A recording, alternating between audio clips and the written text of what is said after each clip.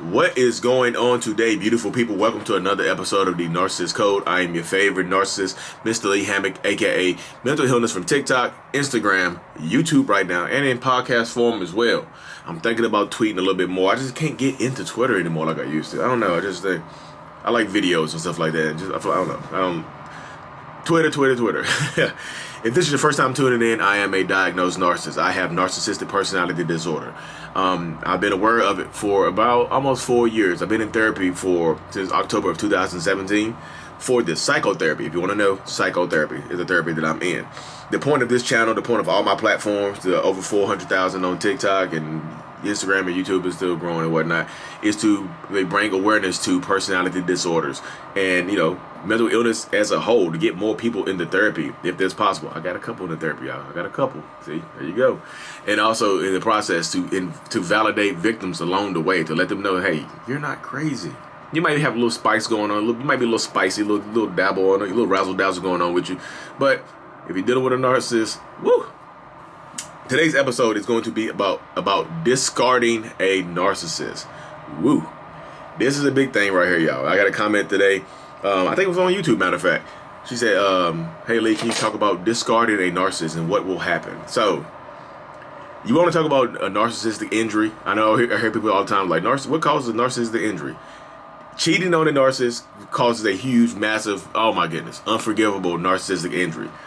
That you will be punished for. If you cheat on a narcissist and take the narcissist back, then they will punish you for the rest of your life. There's no forgiveness there. There's no nothing. Like, if you cheat on a person that you suspect is a narcissist, or that is a narcissist, if you cheat on them and they take you back, they will never ever forgive you. Ever. Like, literally never ever forgive you. They will hold it against you for the rest of your existence. So buckle up, deal with that, because I'm just telling you, you'll never be forgiven. They'll bring it up every time you argue. I'm not the one who cheated. Boom, right in your face again. You'll never be forgiven. So if you cheat on a narcissist, you might as well go ahead and leave. Or just deal with that, deal with the consequences and repercussions of being blamed and having it held over your head every single day like a mistletoe. It ain't Christmas, but it's like the cheating mistletoe will be held above your head and used against you at all times. But the biggest narcissistic injury, other than cheating, is discarding a narcissist for whatever reason. Because that's caused, like, a narcissist, like some narcissists, have abandonment issues. And you, discarding them for whatever reason. If they cheat on you, abuse you mentally, physically, whatever, you can discard them for whatever reason. And you're right, and it is right. You have the right to do that. I'm not telling you not to. But some narcissists have abandonment issues, and you discard them, that's abandonment. And they, look, rejection breeds obsession. A lot of times, well, sometimes, I can't say a lot of times. From the people I've done my one-on-ones with, I've spoken to over Zoom and done, calls with and stuff like that, when they discard a narcissist, that's when, sometimes the stalking begins. That's when the scary stuff starts happening. That's when you discard a narcissist, they start blowing your phone up. You'll see a different version of that person. Well, they'll start begging, pleading, trying to keep you to stay, trying to guilt trip you. Sometimes they'll hold you hostage, which is dangerous. So, discarding a narcissist will cause a massive injury, and you might get the rage, especially if you tell them to their face. That's why a lot of times people ask me how to do it. The way my wife left me, I left, I was on the way. It was an hour drive to where I had to go, an hour back. And so she had 2 hours. So about an hour and a half into that journey, I was on the way back, and I got a text that said she wasn't going to be there. And there's nothing I could do. And that's the best way to do it sometimes, because, I wasn't a kidnapped or held her hostages or nothing like that, but I would have definitely, we would have had a long, very, very long, tumultuous conversation. You know what I mean? I probably have been begging, pleading, and crying and, trying to work it out and stuff like that. So she did it the best way she can to protect her peace. So if you have to discard a narcissist by ghosting them like that, by dipping out when they're at work or, the gym or somewhere, do it like that to protect yourself. Because I'm telling you, some of them will get dangerous and they will escalate, and they will protect yourself, protect your peace. You know the narcissist in your life better than I do. So protect your peace, man or woman, non-binary, whatever gender, protect your peace. Because, like I said, some of them get dangerous, and some of them oh my goodness, is that a hawk outside? Oh, there's another. There's a bird watching from above right now. So that's kind of an example of what happened, with a narcissist. They will watch you from above, from afar. Especially if they know where you are, they'll drive by, they'll come to your work, they'll stalk you, they'll blow your phone up, they'll blow your text messages up, they'll create fake Instagram pages, fake TikToks, fake everything to watch you and observe you, because because once you discard a narcissist, like, you know, the mind goes to weird different places. Because like my wife sent me a text message that I wasn't gonna be there, she wasn't gonna be home when I got back. My mind immediately went to like she had found somebody else. That's all I could think. She had found somebody else, and like I had lost her forever, and then she had found somebody else, and she had moved on. And like I knew where she was going, you know, because there ain't too many places you can go where we live, and I knew she had to still go to work and stuff like that. But you know, my mind immediately went to till she found somebody else, so I became obsessive over that. You know, I called her a few times, but then I realized, man, this is not the first time she left, so I realized that she wasn't gonna pick the phone up, and that the only way I could, you know, have a chance is to just leave her. I had to leave her be, you know. But unaware narcissist, somebody that's, you know, undeveloped narcissist, a juvenile, I call them juvenile narcissists, even though most of them are grown, will stalk you. Some of them will stalk you, blow your phone up, pop up at your work, leave flowers on your car, write your love letters, do everything. Look, promises of everything that you ever wanted. Promise you of everything that you ever needed, and you know, promises of all kinds of promises. They'll future fake you again. They'll still love bombing and start again. And sometimes that gives you hope. They right there will give you hope. Like, dang, that's the person I knew. That's the person I knew from the beginning. But then you should think about it too, though, because you discarded them. Now they promise you everything that you wanted. That means they knew the entire time what you wanted and needed. They just withheld it on purpose to make you emotionally or financially dependent upon them. So consider that when you're taking the narcissist back and whatnot, because a lot of times, like I said, they will make you emotionally dependent upon them. And then what are you going to do? I mean, like I said, emotionally, financially, all different types of dependent upon them. And then you pretty much, like, you get stuck sometimes. You know what I mean? What are you going to do? Because they'll love bomb you and then, like, make promises of the future. They, like, y'all, and stop taking these people back without any kind of change behavior. Goodness gracious, please, for the love of God, somebody saying sorry is not enough to take them back. And I'm sorry I'm getting louder and, you know, talking loud and aggressive sound, but like somebody just apologizing to you is not enough. Goodness gracious, so I'm sorry. I'm sorry for whatever I did to you. I'm sorry for everything. That's just a blanket ass apology. It don't mean nothing. Apologize, like this. Give me a descriptive apology of what you're apologizing for. Show me some remorse. Show me some consistent change behavior.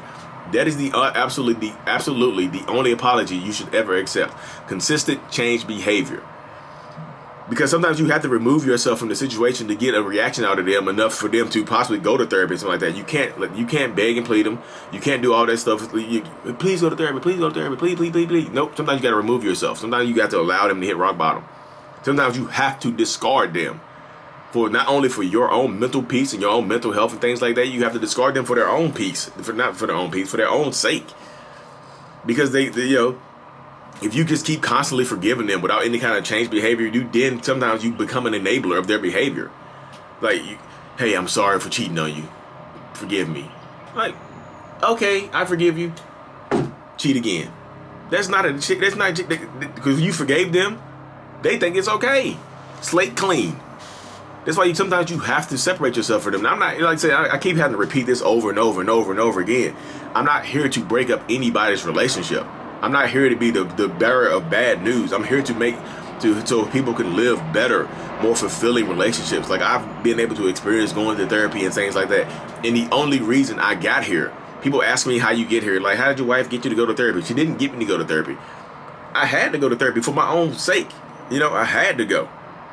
I told her I would go to therapy, and I went to therapy. And I followed through. I've been consistent, change behavior. She probably can give you a measurable scale of how much I've changed from October 2017 till June 2021.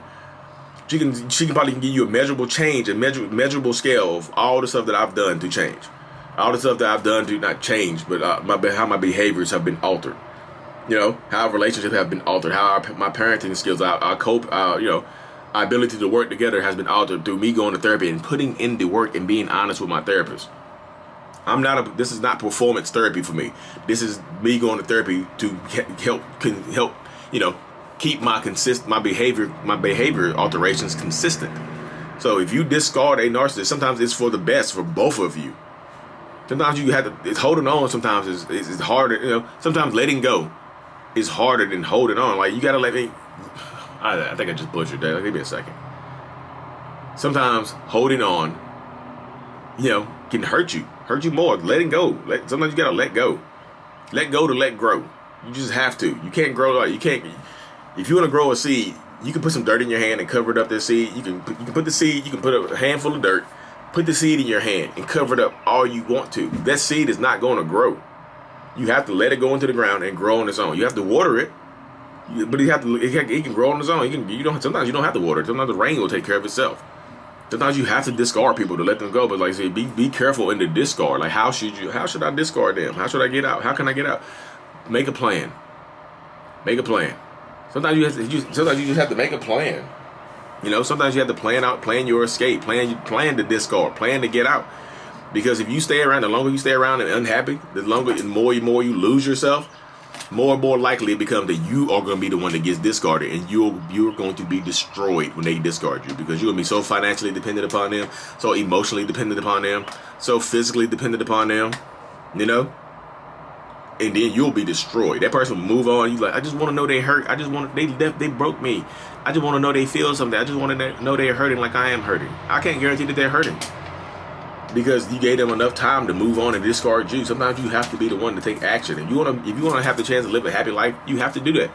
And I'm thinking, I know in the moment, was I mad as hell my wife left? I was mad. I was angry. I was upset. I was blaming her. You know, I went through all of that.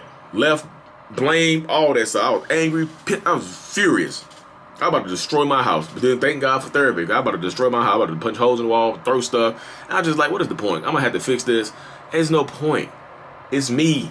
I'm the issue. She left. She removed herself, so I couldn't blame her. She was gone.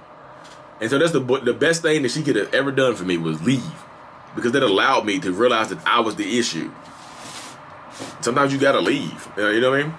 You know, people going to watch this video. You trying to break up happy homes. I don't have the ability to break up a happy home. I just don't have the power to do that.